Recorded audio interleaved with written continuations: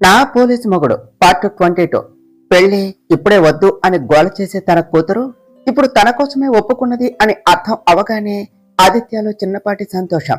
మరో పక్కన తన స్వార్థం కోసం దివేని ఇబ్బంది పెడుతున్నా అనే బాధ. మరో పక్క ఓ కేఫ్లో సాయంత్రం ఆఫీస్ అవగానే ఫ్లాట్కు బయలుదేరిన కార్తీక్కి మధ్యలో ఫ్రెండ్ కనిపించడంతో ఇద్దరూ కలిసి కేఫ్కు వెళ్లారు. కాఫీ వచ్చేంతలో ఆ కబుర్లు ఈ కబుర్లు అంటూ అన్నింటినీ గురించి మాట్లాడుకున్నాక అవునరా పెళ్ళెప్పుడు అని అడిగాడు కార్తీక్ ఫ్రెండ్. సరిగ్గా అప్పుడే వాళ్ళు ఆర్డర్ చేసిన కాఫీ వాళ్ళ దగ్గరకు వచ్చింది. కార్తీక్ ఆ కప్పుని చేతిలోనికి తీసుకొని, కాఫీ దొరికినంత సులువు కాదు కళ్యాణం అవటం, అది ఎప్పుడు అవ్వాలి అని రాసిపెట్టి ఉంటే అప్పుడే అవుతుంది, మనం సిద్ధంగా ఉన్నా లేకపోయినా అన్నాడు. చాలా లోతుగా ఉన్నాయి ఏమిట్రా ఈ మాటలు అన్నాడు కార్తీక్ ఫ్రెండ్. నీకు తెలుసు కదా పెళ్లి మీద నాకు అంతగా ఇష్టం లేదు అని. కారణం అమ్మ జీవితం. కానీ నాకు మెల్లిగా పెళ్లి మీద అభిప్రాయం దూరం అయ్యేసరికి అమ్మ దూరం అయ్యింది అని చెప్పాడు కార్తీక్. అమ్మ లేకపోతే ఏమిట్రా, మేమంతా లేమా, స్నేహితులే, మరో కుటుంబం అంటారు కదా, నీకోసం నేను మంచి అమ్మాయిని చూస్తాను అన్నాడు కార్తీక్ ఫ్రెండ్. అవసరం లేదురా, నాకు ఆల్రెడీ ఓ అమ్మాయి నచ్చిందిరా. తన గురించి నాకు తెలిసింది కొంతే అయినా చాలా ఖచ్చితంగా చెప్పగలను, తన వ్యక్తిత్వం గురించి. పైగా తనకు మంచి కుటుంబం ఉన్నది. నేను కూడా పెద్ద కుటుంబం నుండి అమ్మాయి కావాలి అని కోరుకున్నాను. అప్పుడే కదా నా పిల్లలకు అన్ని బంధాలు, వాటి ప్రేమ దొరికేది అన్నాడు కార్తీక్. గుడ్, చాలా సంతోషంగా అనిపిస్తున్నదిరా నీకు ఓ అమ్మాయి నచ్చింది అని వింటూ ఉంటే అన్నాడు కార్తీక్ ఫ్రెండ్. కానీ నేను ఇంకా ఆ అమ్మాయికి నా మనసులో ఉన్న ఉద్దేశం గురించి చెప్పలేదు అని చెప్పాడు కార్తీక్. ఎందుకు అని అడిగాడు కార్తీక్ ఫ్రెండ్. వాళ్ళ నాన్న పోలీసు, పైగా నా గురించి అన్నీ తెలిసాక అప్పుడు తనని నా జీవితంలోనికి ఆహ్వానిస్తాడు. కానీ మోసం చేసో లేకపోతే నిజం దాచో కాదు అన్నాడు కార్తీక్. ఇక అది అయినట్టే, నువ్వు చేసే పనులకు పోలీసుతో సంబంధం ఖచ్చితంగా ఉంటుంది. ఆ అమ్మాయికి అన్ని నిజాలు తెలిసినప్పుడు పాపం మీ ఇద్దరి మధ్యలో నలిగిపోతుంది కావచ్చు అన్నాడు ఫ్రెండ్.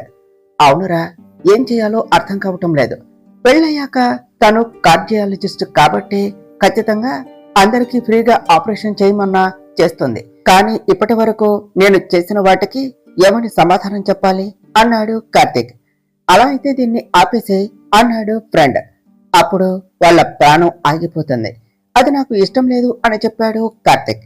అలా అయితే నీ పెళ్లి విషయంలో ఆశలు పెంచుకోవటం ఆపేసాయి అని చెప్పాడు ఫ్రెండ్. చివరకు అదే అయ్యేలా ఉన్నది అంటూ నెట్టూర్చాడు కార్తీక్. మరో ప్రక్క నాన్నకైతే చెప్పాను కానీ నాకే ఇంకా క్లారిటీ లేదు, నాకు ఎలాంటి అబ్బాయి కావాలి అని అన్నది. బహుశా ఇప్పటి వరకు పెళ్లి గురించి ఆలోచించలేదు కదా, అందుకేనేమో అని అనుకుని తన లైఫ్ ని దృష్టిలో పెట్టుకుని పెళ్లి గురించి అన్ని రకాలుగా ఆలోచిస్తూ ఉన్నది దివి. అలా అన్ని కోణాల వైపు నుండి ఆలోచించాక అప్పుడు తనకు ఓ స్పష్టత వచ్చింది. వెంటనే కిందకు వచ్చి ఆదిత్యతో మాట్లాడి, నాన్న సంబంధాలు చూడండి అని చెప్పింది. నిజమే కదా దేవి, మళ్ళీ ఏదో ఒక గోల్మాల్ చేయవు కదా అన్నాడు ఆదిత్య సందేహంగా. నాకు కూడా అదే అనిపిస్తుంది ఆదిత్య, కరెక్ట్ గా అడిగావు అని అక్కడికి వస్తూ అన్నది కీర్తన. నీ దగ్గర గోల్మాల్ చేసినట్టుగా నాన్న దగ్గర చేయను అమ్మా నేను, అలాగే నేను నాన్నకి మాట ఇచ్చాను అని చెప్పింది దివి. అయితే నాకు కొన్ని రోజులు సమయం ఇవ్వు దివి, అప్పుడు మంచి సంబంధం తీసుకుని వస్తాను అన్నాడు ఆదిత్య.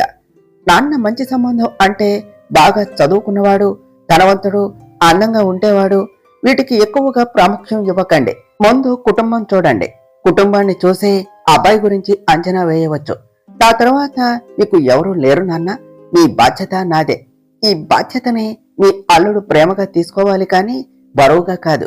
అలాగే ఏ రకంగా కూడా నన్ను మీకు, మిమ్మల్ని నాకు దూరం చేయకూడదు. ఇంకో విషయం, నేను పెళ్లి తర్వాత కూడా హాస్పిటల్కి వెళ్తాను.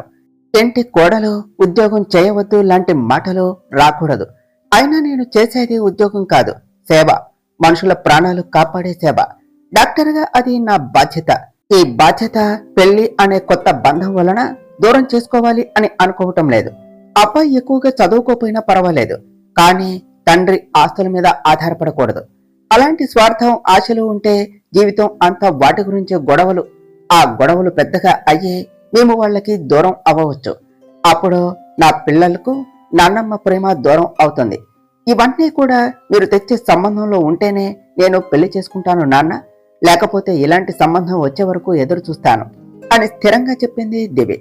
దివి ఆలోచన విధానం, అలాగే వాళ్ళ పట్ల దివి బాధ్యతగా ఆలోచించడం చూసి ఆదిత్య, కీర్తన కళ్ళల్లో కన్నీళ్లు, అలాగే తల్లి తండ్రులుగా గర్వం.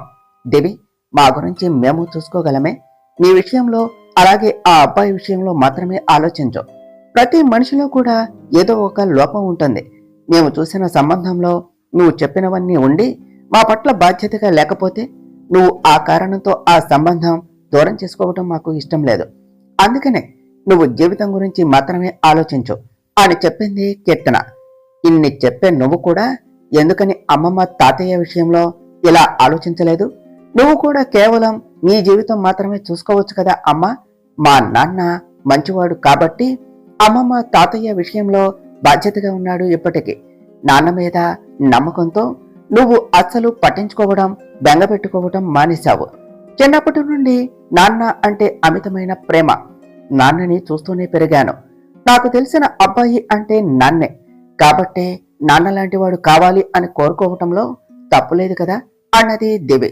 దివి మాటలకు ఆదిత్య, కీర్తన ఇద్దరూ కూడా లేచి వచ్చి ఆమె పక్కన కూర్చొని ఆమెను గుండెలకు హత్తుకున్నారు. నాన్న, మీరు మరీ ఎమోషనల్ అవ్వకూడదు, నేను మిమ్మల్ని అలా చూడలేను అని చెప్పింది దివి. ఎమోషనల్ కాదు, హ్యాపీనెస్ అంటూ దూరం జరిగారు ఇద్దరు. కూతురు ఎంత పెద్దది అయ్యిందో అని తన మాటలు, తన ఆలోచన విధానం చెప్తూ ఉంటే ఓ తండ్రిగా సంతోషపడుతున్నాడు. దివి అని చెప్పింది కీర్తన. మనసులో నుండే వచ్చిందా లేకపోతే దెప్పి పొడుస్తున్నావా అన్నాడు ఆదిత్య.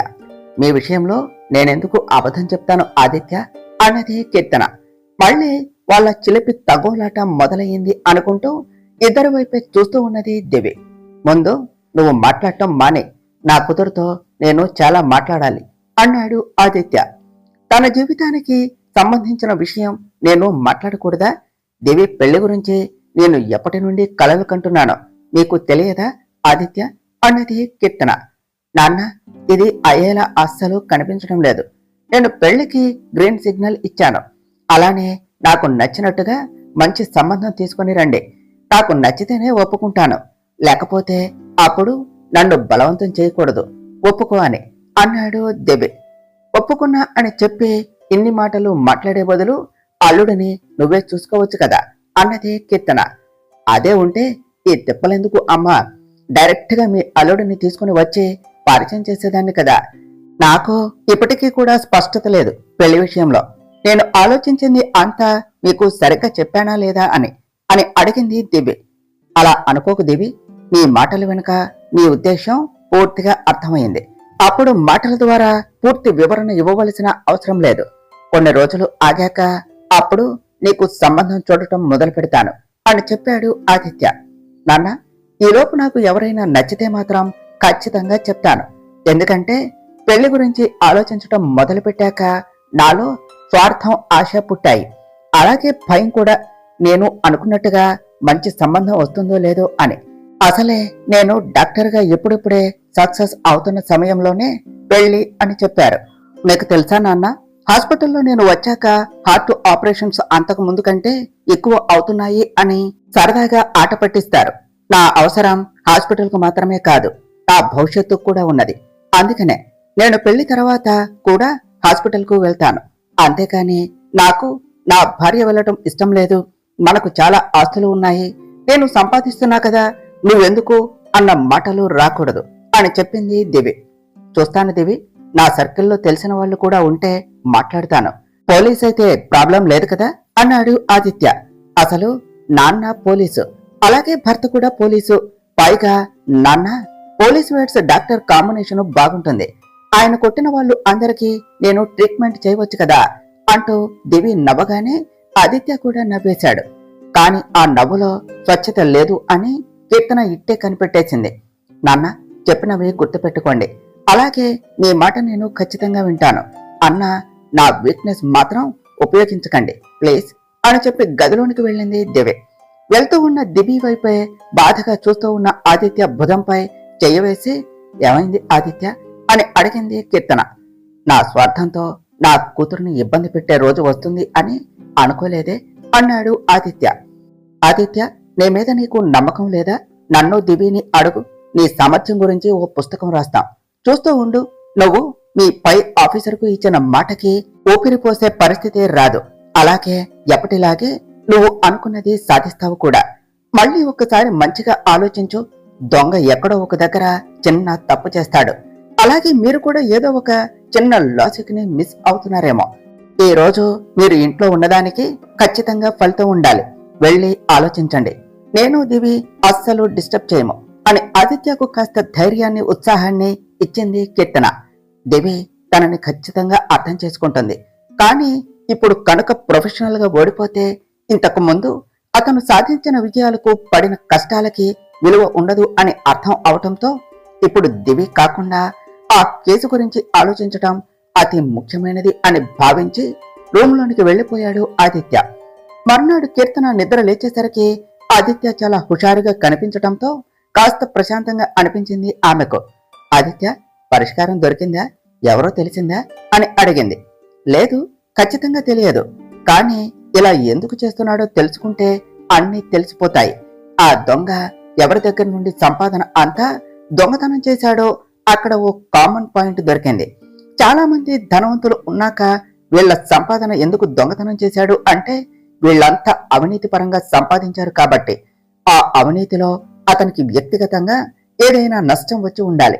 లేకపోతే అవినీతి సంపాదనతో రాజులా బ్రతుకుతున్నారు అన్న ఒక ఆలోచనతో ఆ సంపాదన అంతా తీసుకుని మంచి వాళ్లకు సహాయం చేస్తూ ఉండాలి. అప్పుడు వాళ్ళు మాత్రమే కాదు, చాలా మంది సంతోషంగా ఉంటారు అని చెప్పాడు ఆదిత్య. అంతే కదా, ఇంతకు మించి ఇంకేం కారణాలు ఉంటాయి? ఈ రెండు కారణాలలో ఏదో ఒకటి వాళ్ళ ఈ ఆలోచనకు ఊపిరిపోశారు అన్నది కీర్తన. ఇప్పుడు నాకు నమ్మకం వచ్చింది, నేను గెలుస్తాను అని అన్నాడు ఆదిత్య. హా, అవును ఆదిత్య, ఈ ఆలోచనతో నువ్వు ఆ దొంగ ఉద్దేశానికి దగ్గరగా వెళ్ళావు. కానీ జాగ్రత్త అని చెప్పింది కీర్తన. ఎందుకు? డబ్బు మీద ఆశ ఉంటే అందరి దగ్గర దొంగతనం చేయాలి. నేను పట్టుకుంటే నా మీద ద్వేషం చూపిస్తాడు. కానీ వాళ్ళ ఉద్దేశంలో న్యాయం ఉన్నది కదా, కాబట్టి నేను పట్టుకుంటే ఎందుకు కోపం? ఏం చేస్తాడు అన్నాడు ఆదిత్య. వాళ్ళ ఉద్దేశం ఎక్కడ ఆగిపోతుందో అని, వాళ్ళు అనుకున్నది అవదేమో అన్న ఆలోచనతో సమస్యలు సృష్టిస్తే అన్నదే కీర్తన. అది కూడా పాయింటే. ఆయన నా గురించి వర్రీ అవకే, నన్ను నేను చూసుకోగలను. వెళ్ళి కాఫీ తీసుకుని రావే, కొంచెం తలనొప్పిగా ఉన్నది అని ఆదిత్య అనటంతో కిచెన్ లోనికి వెళ్తూ ఉన్నది కీర్తన. ఆ తర్వాత 2 రోజులు వేగంగా గడిచాయి. ఎవరు బిజీల్లో వాళ్ళు ఉన్నారు. కార్తీక్ కృష్ణ దిమీల మధ్య చిన్నగా మాటలు మెసేజ్లు కూడా నడిచాయి. ఆదిత్యకు కూడా చాలా సమాచారం దొరికింది. వాళ్ళ అవినీతి పనులు ఏమిటో తెలుసుకున్నాడు. అలాంటి పనుల వలన ప్రాణాలు పోయేటట్టుగా అనిపించలేదు. తెలివితో మనుషులను మోసం చేసి అక్రమంగా డబ్బు సంపాదించటం, కానీ ప్రాణాలు తీసేది, ఇబ్బంది పెట్టేది కాదు. దాంతో ఆదిత్యకు స్పష్టత వచ్చింది. వాళ్ళ అవినీతి వలన ఆ దొంగకు ఎలాంటి నష్టం కలగలేదు అని. అలాగే అతను చేసేవాటికి ఇది కారణం కాదు అని. అందుకనే ఇప్పుడు ఆ బిజినెస్ మ్యాన్ల గురించి పూర్తి ఎంక్వైరీ చేయగా అందులో గోవింద్ గారికి మాత్రమే రెండో పెళ్లి అయింది అని ఒక డిఫరెంట్ లాజిక్ బయటపడింది. అందరితో పోల్చితే ఇప్పుడు జరుగుతున్న వాటికి ఆ రెండో పెళ్లికి ఏదైనా సంబంధం ఉంది అన్న అనుమానం రావటంతో గోవింద్ గారి గురించి లోతుగా తెలుసుకోమని చెప్పాడు ఆదిత్య. అలాగే ఆ కానిస్టేబుల్ సరి అయిన సమాచారం తెచ్చి ఇచ్చాడు. అది ఆర్థిక సంవత్సరం కాదు కాబట్టి చదువుల కోసం ఖర్చు పెట్టలేదు అని అర్థమయ్యింది. అలా ఈ కొన్ని నెలలుగా హైదరాబాద్ లో జరిగినది కూడా ప్రతి ఒక్కటి పూర్తిగా తెలుసుకుని ఆ ఫైల్ ఇచ్చాడు. ఎంతో మంది పుట్టారు, ఎంతో మంది చనిపోయారు, పెళ్లిళ్ళయ్యాయి. ఒక్కొక్కరికి వృత్తిలో లాభాలు నష్టాలు బాగా అయ్యాయి. అనారోగ్యంతో హాస్పిటల్లో జనాభా సంఖ్య కూడా బాగా పెరిగింది. ఇలా ప్రతిదీ పరిశీలించాక మునుపటి కంటే ఇప్పుడు చాలా మంది గుంటపోటుతో చనిపోవటం లేదు అని, ప్రతి ఆపరేషన్ కూడా సరైన సమయంలో జరుగుతుంది అని ఒక హాస్పిటల్ వాళ్ళు చెప్పారు. తీరా హాస్పిటల్ చూస్తే దివి వర్క్ చేసేది అక్కడే. వెంటనే దివి అన్న మాటలు గుర్తుకు వచ్చాయి. తను వచ్చాక హార్ట్ ఆపరేషన్ ఎక్కువ అవుతున్నాయి అని. వెంటనే ఎవరెవరికి అయితే హార్ట్ ఆపరేషన్స్ అయ్యాయో వాళ్ళ గురించి సమాచారం కావాలి అని ఆదేశించాడు ఆదిత్య. ఆ రోజు రాత్రి ఇంటికి వచ్చేసరికి అన్నపూర్ణ గారు దివి భోజనం చేస్తూ కనిపించారు. నాన్న, త్వరగా ఫ్రెష్ అయ్యి రండి అందరూ కలిసి భోజనం చేసి చాలా రోజులు అయ్యింది అన్నది దేవి. నిజమే అనిపించింది ఆదిత్యకు. తన కోసం కీర్తన ఎదురు చూస్తూ ఉండటం వలన తన కూతురికి కనీసం తన తల్లితో కలిసి భోజనం చేసే అవకాశం కూడా ఉండటం లేదు అని బాధగా అనిపించి గబగబా ఫ్రెష్ అయి వచ్చి భోజనానికి కూర్చున్నాడు ఆదిత్య. ఆదిత్య కూడా ఉండటంతో కీర్తన కూడా భోజనానికి కూర్చున్నది. దేవి, రేపు ఏమిటో గుర్తున్నది కదా అన్నాడు ఆదిత్య. నాన్న అన్నది దేవి. కొంపదీసి ప్రోగ్రాం క్యాన్సిల్ చేయమంటారా అంటూ మీకు కుదరదా అని అడిగింది కీర్తన. కార్తీక్ ని ఉదయాన్నే రమ్మను, మనతో చాలాసేపు సరదాగా ఉంటాడు అని చెప్పాడు ఆదిత్య. అలాగే నాన్న, నేను కూడా రేపు ఈవినింగ్ వస్తాను అని చెప్పాను హాస్పిటల్కు, కాబట్టి పిలుస్తాను అని చెప్పింది దివ్య. బదులుగా నవ్వాడు ఆదిత్య. అందరూ కలిసి చాలా రోజుల తర్వాత హాయిగా కబుర్లు చెప్పుకుంటూ భోజనం ముగించారు. గదిలోకి వచ్చాక ఆదిత్య, నాకు నీ మీద కంప్లైంట్ ఉంది అని చెప్పింది కీర్తన. దివి పెళ్లికి ఒప్పుకున్నది కదా, ఇక నా మీద పడ్డావా అన్నాడు ఆదిత్య. అవును, అయితే ఏమిటి? మీరు ఎంత తీరిక లేకుండా ఉన్నా కానీ నాకంటూ కొంత సమయం ఇచ్చేవారు, సరదాగా ఉండేవారు. ఇప్పుడు అసలు మాటలు కూడా లేవు సరిగ్గా. ఇంట్లో ఉన్నా కూడా మీ పని మీకే అని చెప్పింది కీర్తన. ఆదిత్య ఒక్క మాట కూడా మాట్లాడకుండా పాలు తాగి ఖాళీ చేసిన గ్లాసు ఆమె చేతికి ఇచ్చే తిన్నగా వెళ్లి బెడ్ ఎక్కాడు. ఆదిత్య, నాకు కోపం వస్తుంది అంటూ గ్లాస్ పక్కన పెట్టి అతని పక్కన చేరింది కీర్తన. నువ్వు మన సమయాన్ని, ముఖ్యంగా మన గిల్లి కజ్జాలని మిస్ అవుతున్నావా? అయినా నువ్వేగా నాకు ధైర్యం ఇచ్చావు, నేను గెలవాలి అని నాకు సపోర్ట్ చేశావు, మరి ఎప్పుడేమిటి ఇలా అన్నాడు ఆదిత్య. ఆ పనిలో పడి ఆదిత్య సరిగా తినటం లేదు అని, ఎవరితో కూడా కాస్త ప్రశాంతంగా గడిపే సమయం లేదు అని, అలాగే అతని ముఖంలో చాలా ఒత్తిడి కనిపించడంతో దాన్ని దూరం చేయటం కోసం అతనితో కాస్త చిన్న తగులాట పెట్టుకున్నది కీర్తన.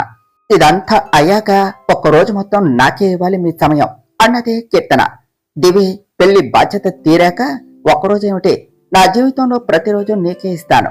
నేను ఒక్క అడుగు దూరంలో మాత్రమే ఉన్నాను. పూర్తి కారణం తెలిసింది, అలాగే ఉద్దేశం కూడా. ఒక వ్యక్తి బయటకు రావాల్సింది మాత్రమే మిగిలి ఉన్నది అన్నాడు ఆదిత్య. అవునా, మరి నాకు చెప్పలేదేమిటి ఆదిత్య? అయినా నేను చెప్పానా లేదా మీరు విజయం సాధిస్తారు అని అన్నది కీర్తన. నువ్వు ఏమైనా నా పై ఆఫీసరా, తెలుసుకున్న కొత్త విషయాలన్నీ నీకు చెప్పటానికి అంటూ ఏసీ ఆన్ చేసి లైట్స్ ఆఫ్ చేసి పడుకున్నాడు ఆదిత్య. అతనికి మరింత దగ్గరగా జరిగి, లేదు ఆదిత్య, నువ్వు చెప్పవలసిందే అంటూ మొండికేసింది కీర్తన. ఆమె గోల భరించలేక లేచి కూర్చొని లైట్స్ ఆన్ చేసి, నాకు ప్రయోజనం ఏమిటి, పడుకోకుండా కూర్చొని నీకు మొత్తం చెప్తున్నా కదా అన్నాడు ఆదిత్య. అవసరం వచ్చినప్పుడు చూసుకుందాం కానీ చెప్పు ఆదిత్య, నీకేమో కానీ నాకైతే చాలా ఆత్రంగా ఉన్నది. ఆ డబ్బంతా ఏం చేస్తున్నాడు అని అంటూ కీర్తన కూడా లేచి కూర్చొని అతనికి ఎదురుగా మఠం వేసుకుని కూర్చున్నది. ఏమీ లేదే, వాడు ఆ డబ్బుల్ని కూడా మంచి పని కోసమే ఖర్చు పెడుతున్నాడు అని అనిపిస్తుంది నాకు. అంటే ఉద్దేశం మంచిదైనా కానీ సరైన మార్గం ఎంచుకోలేదు అన్నాడు ఆదిత్య. నీకు వ్యక్తే దొరకలేదు, అలాంటప్పుడు వాళ్ళ ఉద్దేశం ఏమిటో ఎలా చెప్పగలవు అని అడిగింది కీర్తన. నీకు బుర్ర ఉన్నది కదా, ఉంటేనే చెప్తాను, లేకపోతే చెవుడు ఉన్న వ్యక్తితో కబుర్లు చెప్పినట్టు అవుతుంది నా పరిస్థితి అన్నాడు ఆదిత్య. జోక్స్ వద్దు, సీరియస్. ఇప్పుడు మనం ప్రొఫెషన్ గురించి చర్చ పెట్టుకున్నాము, పర్సనల్స్ ఉండకూడదు అన్నది కీర్తన ఏదో సీక్రెట్ చెప్పినట్టుగా. తెంగర వేషాలు మానవాయిక అని ముద్దుగా కసిరి, అతను నిజంగా దొంగ అయితే, దొంగతనమే అతని వృత్తి అయితే, డబ్బు మీద ఆశ ఉన్నాడే అయితే, బ్యాంకు పెద్ద పెద్ద ధనవంతులు, అంతెందుకు రాష్ట్ర ఆదాయం కూడా దొంగతనం కూడా చేయవచ్చు. అలా కాకుండా చిన్న చిన్న దొంగతనాలు చేసుకునేవాడే అయితే ప్రతిరోజు ఏదో ఒక కేసు వచ్చేది. కానీ అతను కేవలం కొంతమంది దగ్గర మాత్రమే డబ్బు మొత్తం దొంగిలించాడు. వాళ్ళేమి మన రాష్ట్రంలో, ఈ హైదరాబాద్ మొత్తంలో అధిక ధనవంతులు కాదు, కానీ వాళ్ళు ఆస్తుల పరంగా చూస్తే ధనవంతులు. ఎందుకు ఈ విధంగా చేశాడు అని ఆలోచించగా వాళ్ళు తమ బిజినెస్ ని అవినీతి మార్గంలో నడుపుతూ ఉన్నారు. అలాంటి వారి నుండి మాత్రమే ఇతను దొంగతనం చేస్తున్నాడు అని చెప్పాడు ఆదిత్య. గ్రేట్ కదా ఆదిత్య, అతను ఒకరి కష్టాన్ని, వాళ్ళ శ్రమను దోచుకోవటం లేదు అన్నదే కీర్తన. అవినీతి పరంగా సంపాదించిన దగ్గర కష్టం, శ్రమ అనేవి అస్సలు ఉండవు. అలాంటి వాళ్ళ దగ్గర దొంగతనం చేసినా అది తప్పు కాదు. ఇందాక నాకు ఏవో నీతులు చెప్పావు కదా, కానీ ఇప్పుడు ఆ దొంగను పొగుడుతావేమిటి, అది కూడా ఓ పోలీస్ ముందు అన్నాడు ఆదిత్య. నీకు తెలుసు కదా పోలీసు దొంగలకు పడదు అని అన్నాడు ఆదిత్య. అతని ఉద్దేశం మంచిది ఆదిత్య, కాబట్టి అలా దొంగ అనకండి అన్నది కీర్తన. దొంగ అంటే వేరే విధంగా మొత్తం చెప్పాలా, లేకపోతే ఇలానే వాదిస్తావా అన్నాడు ఆదిత్య. చెప్పు ఆదిత్య, ఓ సినిమా కూడా ఇంత ఆసక్తిగా అనిపించదు నాకు అన్నది కీర్తన. అవినీతి నుండి సంపాదించారు అని తెలియగానే నాకు అర్థమైన విషయం, ఆ అవినీతి వలన ఇతనికి ఏదైనా కష్టం వచ్చి ఉండాలి, అందుకనే ఇలా ప్రతీకారం తీర్చుకుంటున్నాడేమో అని అనుకున్నా. అలా వాళ్ళ అందరి బిజినెస్ల గురించి లోతుగా తెలుసుకున్నాను. అవినీతి అనేది నిజమే, కానీ దాని వలన ప్రాణ నష్టం, ధన నష్టం లాంటివి అయితే కాదు. అతి తెలివి లేకపోతే వాళ్ల పేరు ఉపయోగించి కొంతమందిని మోసం చేసి అన్యాయ మార్గంలో సంపాదించింది. ప్రతీకారం అయితే కాదు. అలా అని కోట్ల డబ్బు అంతా ఏం చేస్తున్నాడు అని అడిగాడు ఆదిత్య. దేనికి ఉపయోగిస్తున్నాడో చెప్పు. ప్రతీకారం కోసం కానప్పుడు మంచి పని కోసమే అయి ఉంటుంది కదా ఆదిత్య, లేకపోతే తన స్వార్థం కోసం అతనికి సంపాదించడం చేతకాక ఇలా చేస్తున్నాడు అంటే అందరి ఆస్తులు దొంగిలించాలిగా అన్నది కీర్తన. ఎస్, మంచి పని కోసమే అని అర్థమైంది. ఇది మొదలైనప్పటి నుంచి ప్రపంచంలో మునుపటికి ఇప్పటికీ ఏవైనా మార్పులు వచ్చాయో తెలుసుకున్నాను. ఆర్థిక సంవత్సరం కాదు, పిల్లలని దత్తత తీసుకుని చదివించటానికి. అలా అని అప్పటికి ఇప్పటికీ కూడా రోజు ఎలా ఉందో అలానే ఉన్నది. కొన్ని వృత్తుల్లో, ఇండస్ట్రీలలో లాభం నష్టం పుష్కలంగా ఉన్నాయి. అలా ఇంకొన్ని పరిశీలించాక మరణాల సంఖ్య పెరుగుతూ ఉన్నా కానీ ఆరోగ్య సమస్యల పరంగా అయితే కాదు అని తెలిసింది. అలాగే గుండె సమస్యలతో మునుపటిలా ఎవరూ మరణించలేదు అని. ఓ హాస్పిటల్లో గుండెకు సంబంధించిన చికిత్సలు కూడా ఎక్కువగా అవుతున్నాయి. అప్పుడు దివి అన్న మాట గుర్తుకు వచ్చింది నాకు. ఇదేనేమో అన్న సందేహంతో హార్ట్ ఆపరేషన్స్ చేసుకున్న వాళ్ళ ఫుల్ డీటెయిల్స్ కావాలి అని చెప్పాను. కానీ ఉద్దేశం మంచిది అయినప్పుడు ఇది ఎందుకు ఎంచుకున్నాడు, అలాగే వాళ్ళని మాత్రమే అన్న సందేహంతో వాళ్ళ అందరి గురించి ఎంక్వైరీ చేయగా ఒక డిఫరెంట్ పాయింట్ దొరికింది. అందరికీ భిన్నంగా. అందులో ఒక అతనికి రెండో పెళ్ళయ్యింది. అది కూడా పూర్తిగా తెలుసుకోమని చెప్పాను. రేపో మాపో ఆ ఫైల్ వచ్చాక నేను ఏదైతే నమ్ముతున్నానో అది అబద్ధం లేకపోతే నిజం అనేది తెలుస్తుంది అన్నాడు ఆదిత్య. కానీ ఆదిత్య, అబద్ధం అయితే ఇంకా ఎలా తెలుసుకుంటావు, అలాగే నిజమైతే అతన్ని ఎలా పట్టుకుంటావు అని ఆత్రంగా అడిగింది కీర్తన. అబద్ధం అంటే ఎక్కడవుతుందో చెప్పవే. అవినీతి పనులు నిజం, దొంగతనం నిజం, హార్ట్ ఆపరేషన్స్ నిజం. నాకు తెలిసి అబద్ధం అంటే ఆ రెండో పెళ్లి ముఖ్యం అయి ఉండదు. కానీ మిగిలినవి నిజం కాబట్టి మరో పాయింట్ ద్వారా ఆలోచించాలి. ముందైతే కలిగిన సందేహాలకి సమాధానం వెతుక్కోవాలిగా. ఒకవేళ నిజమైతే వ్యక్తి కంటే ముందు అతని ఉద్దేశం, ఇలా చేయడానికి గల కారణం పసిగట్టిన వాడిని అవుతాను సీసీ కెమెరా ద్వారా. లేకపోతే ఏ వ్యక్తి అయినా ఎక్కడో ఒక దగ్గర తప్పు చేస్తాడుగా, దాని ద్వారా అయినా పట్టుకోవచ్చు దొంగను. దాదాపుగా ఒక 3 రోజులు అంతే. నేను నా ఆఫీసర్కు పెట్టిన సమయంలో కనీసం 10 రోజులు కూడా గడవలేదు. అనుకున్నట్టుగా 3 రోజుల్లో పట్టుకుంటే 10 రోజులు గడపక ముందే ఛాలెంజ్లో గెలిచిన వాడిని అవుతాను అన్నాడు ఆదిత్య. కానీ ఆదిత్య, అతను నిజంగా మంచివాటికి ఆ డబ్బు ఉపయోగిస్తున్నాడా అని అడిగింది కీర్తన. నాకు అనిపించింది, అది నిరూపణ అయినప్పుడే కదా నీకైనా పై ఆఫీసర్స్కు అయినా ఇంకెవరికైనా కూడా నమ్మకంగా చెప్పేది అన్నాడు ఆదిత్య. ఒకవేళ అతను మంచి పనుల కోసం కాకుండా ఇంకా ఏదైనా కారణం ఉంటే వాళ్ళకి ఆ డబ్బులు ఖచ్చితంగా తిరిగి ఇవ్వాలి కదా. పాపం ఎక్కడ నుండి తెచ్చిస్తాడో ఏమో అన్నదే కీర్తన. మోసం చేసిన వాడి మీద జాలి పడతావేమిటే, అంత డబ్బులు ఎక్కడి నుండి ఇస్తాడో అని. పోనీ నీ ఆస్తి రాసేవే అన్నాడు ఆదిత్య. నీ ఆస్తులన్నీ నావే కదా ఆదిత్య. ఇప్పుడు నేను జాలిపడి ఆ దొంగకు సహాయం చేస్తే నా భర్త కూడా అవినీతి పరంగా సంపాదిస్తున్నాడు అని అర్థం. అలా నేను చేయలేను అని చెప్పింది కీర్తన. ఒకవేళ నేను పోలీస్ కాకపోయినా లేకపోతే బిజినెస్ చేయకపోయినా ఖచ్చితంగా ఇచ్చేదానివా ఏమిటి అన్నాడు ఆదిత్య. ఏమో, మనలో ఉన్న ఎమోషన్స్ అధికం అయితే ఏం చేస్తున్నామో కూడా తెలియదు, చేసే వరకు అదే ఉంటుంది ఆలోచనలో అని చెప్పింది కీర్తన. వామ్మో, అయితే జాగ్రత్తగా ఉండాలి కీర్తన నీతో అన్నాడు ఆదిత్య. ఉండటం అలవాటు చేసుకోండిలే, కానీ ఒకటి చెప్పండి అన్నది కీర్తన. ఏమిటో అన్నాడు ఆదిత్య. మీరు ఎక్కడ రిజైన్ చేయవలసి వస్తుందో అని దీనితో పెళ్లి గురించి మాట్లాడారు కదా, మరి ఇప్పుడు రిజైన్ చేసే అవకాశం కనిపించడం లేదు కాబట్టి దివి పెళ్లి పోస్ట్ పోన్ చేస్తారా, అలా అని దానితో చెప్తారా అని అడిగింది కీర్తన. లేదు, చెప్పను. ఒకవేళ దివి ఈ ప్రశ్నను అడిగినా కూడా, లేదు తల్లి, నీకు పెళ్లి చేయాలి అని నిర్ణయించుకున్నాను, ఖచ్చితంగా చేస్తాను. నువ్వు ఏ విధంగా అయితే కోరుకున్నావో అలాంటి సంబంధం నీకు తెచ్చి పెళ్లి చేస్తాను అని చెప్తాను. ఎందుకంటే దానికి పెళ్లి చేయాలి అని నువ్వు ఎప్పటి నుంచి అనుకుంటున్నావో, అదే కాకుండా సరి అయిన సమయంలోనే పెళ్లి చేసుకోవాలి అన్న నీ మాటల్లో కూడా నిజం ఉన్నది అన్నాడు ఆదిత్య. థ్యాంక్స్ ఆదిత్య అంటూ ఆనందంగా అతన్ని హత్తుకున్నది కీర్తన. మాట ఇచ్చింది కాబట్టి దివి ఖచ్చితంగా తప్పదు అని నా నమ్మకం. అలా కాకుండా దివిది ఇప్పుడు పెళ్లి చేసుకునే వయసు కాబట్టి ఇప్పుడే పెళ్లి చేస్తే ఉత్తమం అన్నాడు ఆదిత్య. అవును ఆదిత్య అంటూ దూరం జరిగి, రేపు కార్తీక్ కృష్ణ వస్తున్నాడు మన ఇంటికి అని చెప్పింది కీర్తన. రేపు ఆదివారం అన్న విషయం నాకు తెలుసు కీర్తన అన్నాడు ఆదిత్య నీరసంగా. అది కాదు ఆదిత్య, కాస్త చెప్పేది పూర్తిగా విను. అతనితో నువ్వు ఎలా ఉండాలి, ఎలా నడుచుకోవాలి అని చెప్పి నేను నీకు ట్రైనింగ్ తీసుకోవటం లేదు. ఎందుకంటే నీకు తెలుసు ఎవరితో ఎలా ఉండాలి, ఎక్కడ ఎలా ఉండాలి అనేది. కాకపోతే నా సలహా ఏమిటి అంటే, దివి గురించి అన్నదే కీర్తన. నా కూతురు గురించా? అది కూడా అతను వస్తున్న సమయంలో ఏంటది అని ఆశ్చర్యంగా అడుగుతూనే ఓ పక్క తన పోలీసు బుర్రకు పదను పెట్టాడు ఆదిత్య. కార్తీక్ ని మన ఇంటి అల్లుడిని చేసుకుంటే ఎలా ఉంటుందంటావు అని సుత్తి లేకుండా సూటిగా విషయానికి వచ్చింది కీర్తన.